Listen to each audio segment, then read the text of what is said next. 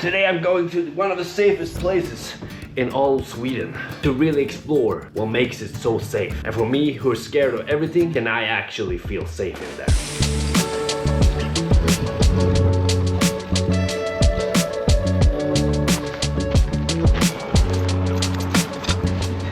Take this seat, you fall over there, so I'm gonna go there. So we're going to Knivsta, and I think it's quite strange that it's a city located between Stockholm, the biggest city in Sweden, and Uppsala, the fourth biggest city in Sweden, and it's still safe. So I'm really wondering how that can be. And also, if you go on this train that takes 10 minutes from Uppsala to Knivsta, you probably don't need to buy a ticket because they're too slow to check your ticket. It's illegal, but I bought a ticket, of course. I mean,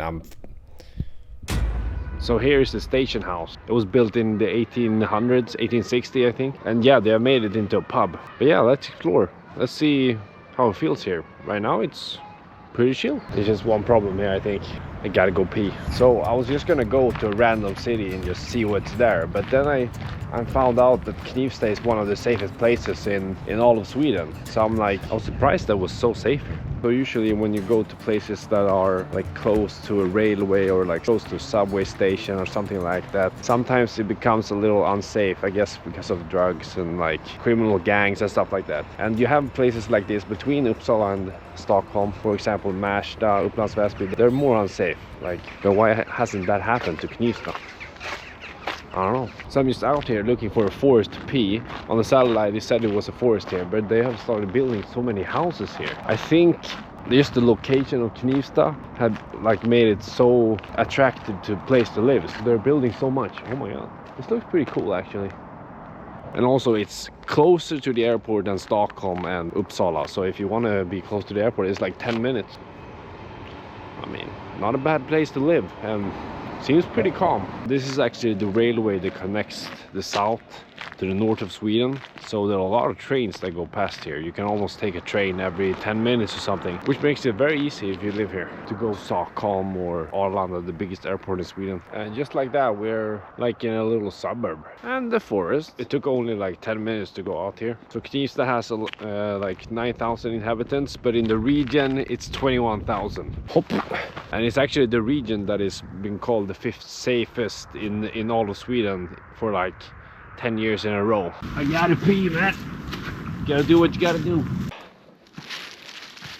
Gotta find a spot or what's going on here. Yeah, maybe here.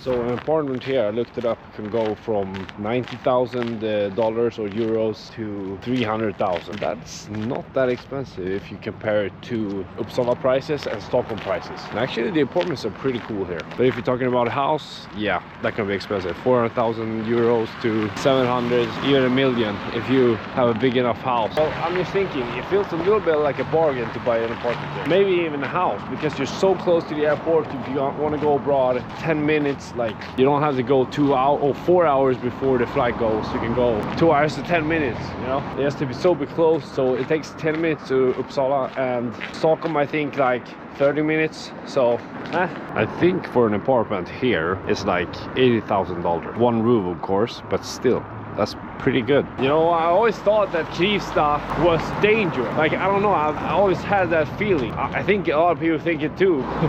Kniv in Swedish is knife. So I don't know if that's correlated with people thinking it's dangerous, but it's actually not. I don't know, when I went to school I always had a bad feeling about Knivsta. I remember one guy, he said he was from Knivsta. I was like, oh no, that's not good. Like it can't be only that it's knife in the name, right? Oh wow, they built so much here. Looks pretty, like really cool. And you have a little river here. Maybe I should live here. I've done a little skate park here. So I'm right on the bridge now. So far so good. It's actually been quite a pleasant experience here.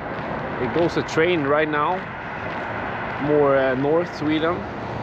Like I hear trains all the time. It's the communal house. Looks kind of meh. You know what I like more? These red houses.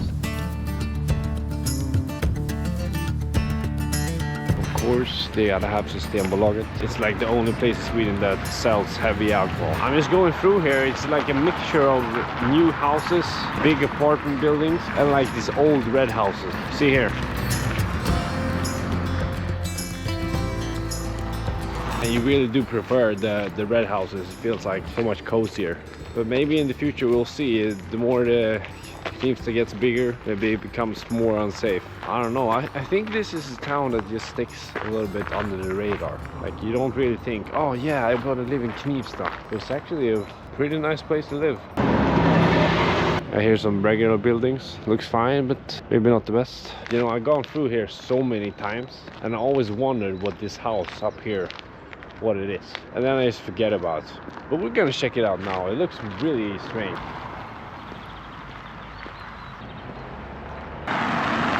This place up here, what the hell is this? Oh, you hear another train is coming, the classic. I don't know, maybe that gets annoying. Too many trains come by.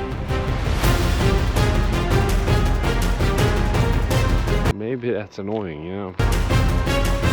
Okay, it's like a center for activity center or cultural center. It's made in just wood. Yeah, it's just wood, man. Wow, feels so nice. Just spiked it in, or what do you say, hammered it in. Okay. I think a lot of people, they're trying to build a more sustainable, and I think some architecture in Scandinavia is like this. I just gotta say, what a random place, man. Nothing wrong with being random, but it just feels, yeah, it feels a little strange. Like there's so many different houses here. In every city, of course, it's like random houses everywhere. Not in the same style, but still, I think it's pretty funny that this is one of the safest places. Oh. So my conclusion is this.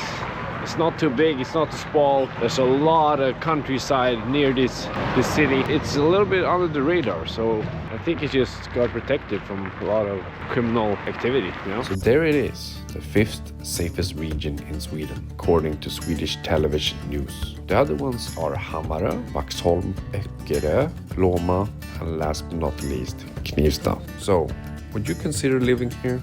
Comment down below.